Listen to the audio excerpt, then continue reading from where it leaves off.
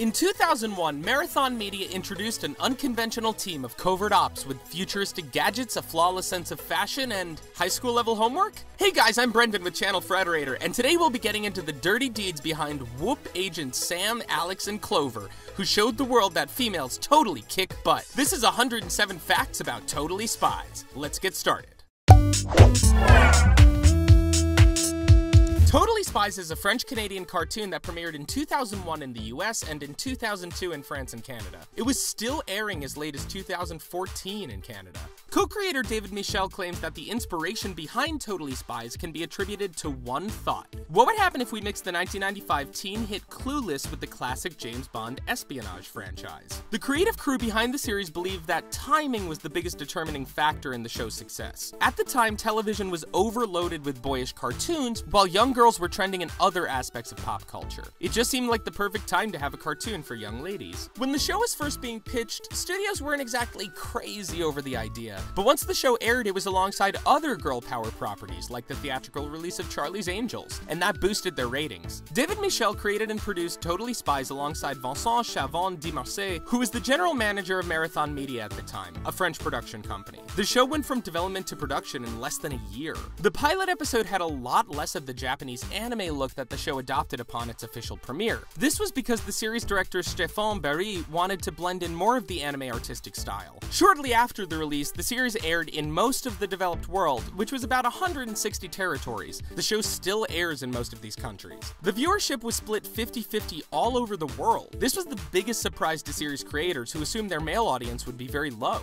There was actually a spin-off show entitled The Amazing Spies that was targeted more towards boy viewers. It featured siblings Tony, Mark, Megan, and Lee as Whoop's next generation of agents. Of course, Jerry and the girls still make appearances on the show. Totally Spies originally aired on ABC Family before it was canceled. It took a while, but the show eventually resurfaced in the US on Cartoon Network in 2003, where it became a great success for the network. The show's success in general came as a surprise. The staff knew what they were doing was good, but they had no idea that Totally Spies would grow the fandom it has today. David Michel is pleasantly surprised that the show managed to stay relevant nearly 2 decades later. When it comes to choosing their overall favorite episodes of the series, the creative crew differs. Series co-creator David Michel prefers a well-developed story, whereas series director Stéphane Barry prefers episodes with the best animation quality. One thing's for certain, the series had it all. There was a 6th season that never aired in the US. It made its global launch back in 2013 on TF1 in France, and was sold to Teletoon in Canada, Nickelodeon for Europe, Asia, and Africa, Disney for France, Cartoon Network for Latin America, and networks in Italy, Malaysia, and the Middle East. In 2009, a Totally Spies feature film was released as a prequel to the series featuring how the girls met. It never received a theatrical release in America, but it was broadcast the next year on television. The storyboard artists and model designers placed many hidden Easter eggs in the show for fans. For instance, in the Green for Envy episode, there's a sign that reads Marathon, and there's a Totally Spies poster hidden in another scene. The girls work for a worldwide spy agency called Whoop, World Organization of Human Protection. It was founded by their main man, Jerry Lewis. Whoop uses cutting-edge technology to develop their gadgets, and they train their agents to be highly proficient in various forms of martial arts. Most of the agents appear to be adults, but as it turns out, they recruit as young as middle school. In the show, the Whoop headquarters is in downtown Los Angeles by Wilshire Boulevard. The building itself is in the shape of a giant W. You know, to be secret and clandestine as possible. The art design is inspired by the 60s and 70s flower power era, including everything from character fashion to interior-exterior decor. But the world also contains current trends and futuristic tech as well. Though it's never officially stated, this really seems like it could be an ode to the James Bond and Charlie's Angels franchises, from which the series obviously drew some inspiration. The character design and dynamic among Sam, Clover, and Alex is often compared to that of the Powerpuff Girls. You can see why. There's the clever leader, the tomboy, and the girly girl. And if that wasn't enough, on occasion the spies can be spotted wearing the same color palettes as the PPG. Speaking of the PPG, veteran voice actor Jennifer Hale lent her talents to the role of Sam, the leader of the spies. Jennifer also does the voice of Ms. Keen and Princess Morbucks for the current Powerpuff Girls series. The girls attend Beverly Hills High School, an iconic school featured in countless films and television shows. We've seen many many fictional students attend throughout the years, including Buffy the Vampire Slayer, the cast of 90210, and the leading lady from Clueless, Cher. Despite being the clueless one, Alex reveals she has the things for the intellectual science types as early as season 1. We see her pine over a hunky student in episode 3, she flirts with a scientist just an episode later, and we see her hit on a computer programmer in the Game Girls episode. Clover is totally boy crazy. She doesn't have a specific taste in guys, she just likes hunks. On occasion, she's been known to drop a few racy pickup lines, like asking a studly farmer if he'd like his corn inspected. Whoa there. Sam is the leader of the group. She's also the most mature and intellectual friend of the bunch, which is how she managed to maintain straight A's throughout all of high school. Sam certainly has a type when it comes to her taste in men. Ironically, she falls for bad boys, which are the polar opposite of her leading lady mentality. It's also worth noting that she tends to go for tan guys with brown hair and green eyes. She's got a real specific type. Their guardian and mentor is named Jerry Lewis. He's been with Whoop for over 35 years. His name is an ode to the very famous comedian during the 40s, Jerry Lewis. Despite being American, comedian Jerry Lewis is very, very popular amongst the French. The girls never completed a mission without wearing their designer heels. Sometimes the heels were as high as 6 inches tall. That's pretty impressive by any standards. Clover has achieved the title of queen on 3 separate occasions. Once when she was named homecoming queen, another time when she posed for an actual queen in the Middle East, and the third time when she was almost dubbed an actual queen again, when a king fell for her during a time travel expedition to the Middle Ages. All of the girls apparently run track, as they've been seen arriving late for their track meet in season 1. It's unclear if this continues throughout high school or not, because they apparently attend a slew of after-school activities. Also, like, you know, all the spy stuff. Aside from their iconic catsuits and swimsuits, the girls are constantly changing outfits for every episode. Sometimes 2 or 3 times an episode. Since fashion is pretty important to most tweens, Marathon Media teamed up with French fashion agency Promo Steel to design roughly 1,200 different animated outfits for the 3 main girls in Totally Spies. The girls actually grow and mature during the series, even graduating from Beverly Hills High and attending Malibu University. During the entire series, from the movie to the 6th season, we witnessed the girls age from as young as 15 all the way up to their early 20s. How time flies. The theme song, Here We Go, was originally a pop song by artist Moonbaby in 2000. It was covered twice, once by Lenny Nystrom of the group Aqua in 2003, and once again by Girls Aloud in 2004. The lyrics were rewritten a bit for Totally Spies. Season 3 featured a new intro to the show.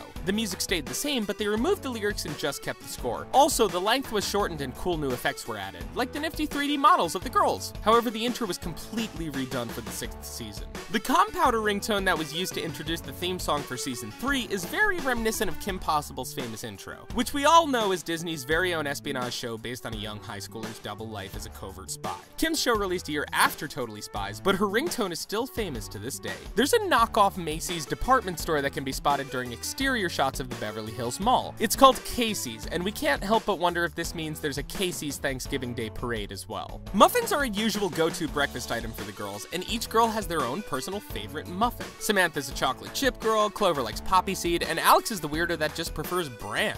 Ugh.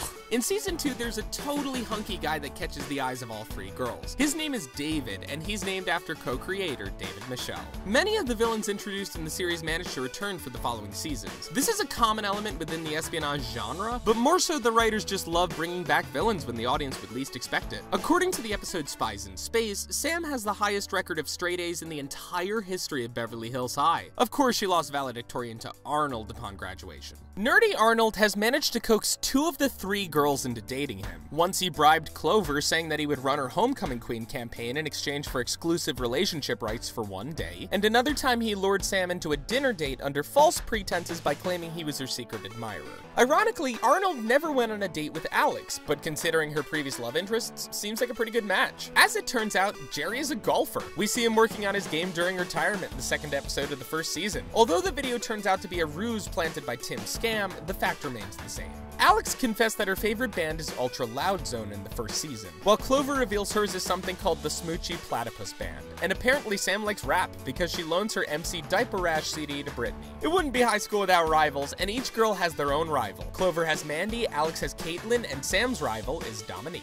All 3 girls are weirdly passionate about rollerblading. They're seen blading at the beach and even through the mall on several separate occasions. During the entire series, the girls' families remain mostly unseen and out of focus. However, we are introduced to their mothers in the episode Totally Busted. Their names are Carmen, Alex's mom, Gabriella, Sam's mom, and Stella, Clover's mom. Of the Spies, Alex is the only one we see with a pet. It's an unconventional one too. Her pet is Oinky, the pig. Of course, he doesn't come into the picture until the 2009 movie, but then he becomes a recurring character for the final season. Alex also had a puppy for an episode in season 4. In season 1, episode 2, Sam refers to Tim Scam as being so money. This was a phrase made popular in the 1996 film Swingers, starring Jon Favreau and Vince Vaughn. A Ricky Martin parody character appears in the very first episode called A Thing for Musicians. His name is Ricky Mathis, and aside from his name and looks, his music also sounds exactly like Ricky Martin's, if you pay close attention to the brief moment they listen to his song. Because girl pop bands such as the Spice Girls helped partially serve as an inspiration for the show, the girls go undercover as a band in the very first episode.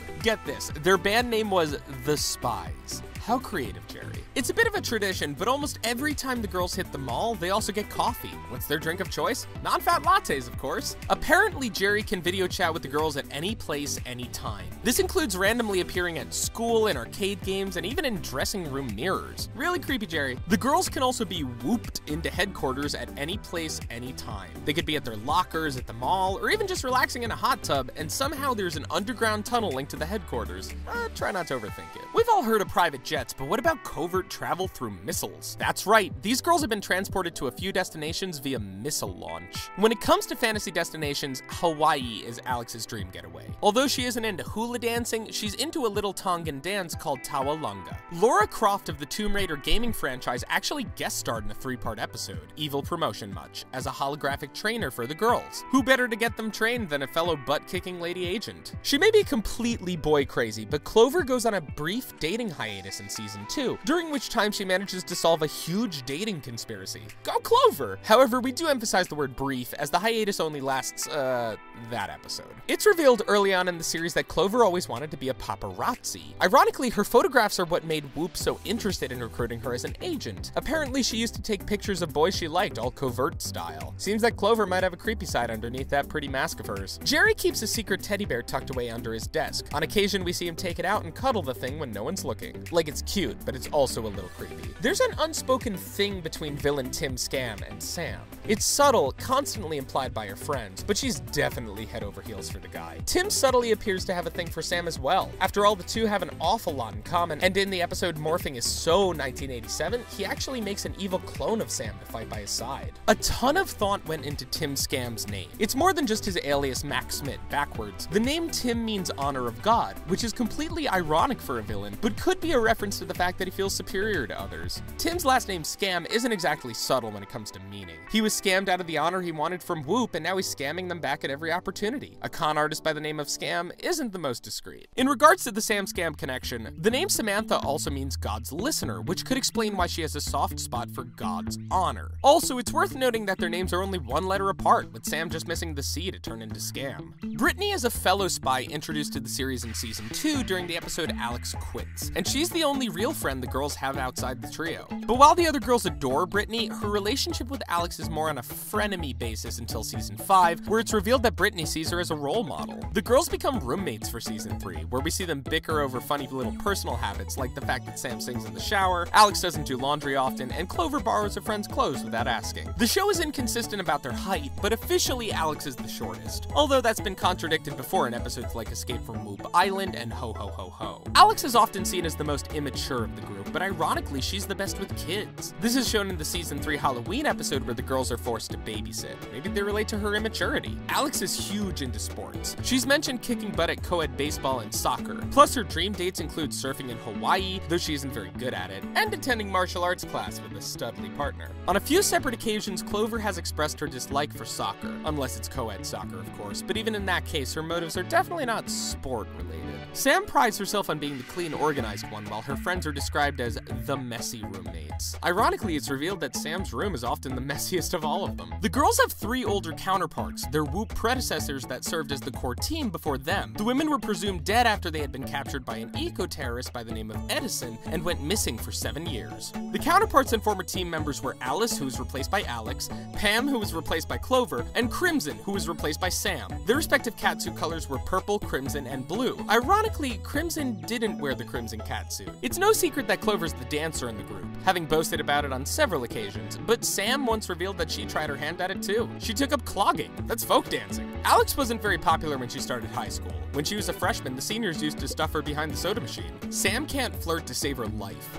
Guys have even left during her pickup attempts, like in the episode The Dusk of Dawn when the theater usher turned her down. If guys ever do stick around, it's still a painfully awkward encounter. Chemistry is by far Alex's worst subject in school. She's seen messing up in class a few times, and in the episode Alex quits, it's revealed that she has to complete an extra credit assignment just to pass the class, and just barely. As a part of Operation Secret Partnership, Sam posed as a mime under the identity Miss Spirit Fingers. As a result, mime-based villain Jazz Hands fell in love with Sam and attempted to make her his queen. Yep, his mime queen. Sam used to wear braces in the 6th grade. She also had her first kiss around that same time with a boy named Lloyd Bradley. Their braces got stuck together. It goes without saying that Clover is totally the shopaholic of the bunch. The girl has an entire closet dedicated to just handbags. The other girls had no idea she had so many bags until Clover talked about reorganizing her handbag closet. Out of the three, Clover has the most expensive taste. Even when it comes to candy, she prefers imported Belgian chocolates with hazelnut ganache. Her least favorite candy is candy corn. You can hear Exorcist parody music playing in the background of the Halloween Season 3 episode, when the girls arrive at their destination house for babysitting. Mandy even shows up dressed as the priest in the film with the long trench coat and the hat. Teenage rival Mandy apparently dabbles in witchcraft. She willingly uses a book of dark magic spells to raise the dead and ruin Halloween night for the Spies. Although she didn't technically believe the dark spell magic would work,